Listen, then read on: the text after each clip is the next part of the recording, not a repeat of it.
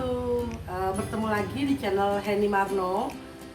Kali ini saya ingin membuat satu menu masakan, namanya bakwan jagung atau perkedel jagung.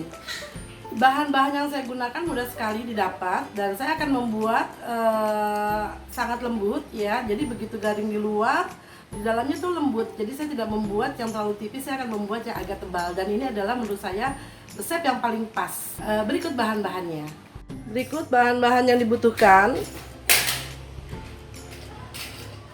Jagung 4 buah, saya gunakan jagung manis.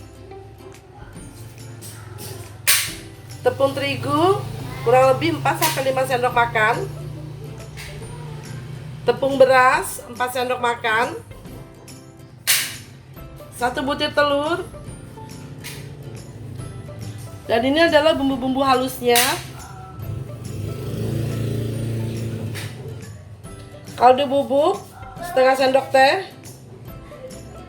Garam setengah sendok teh. Ketumbar setengah sendok teh. Merica setengah sendok teh. Gula pasir 1 sendok makan. Daun bawang seledri. Cabai jawa 4 buah. Cabai keriting kurang lebih 7 buah.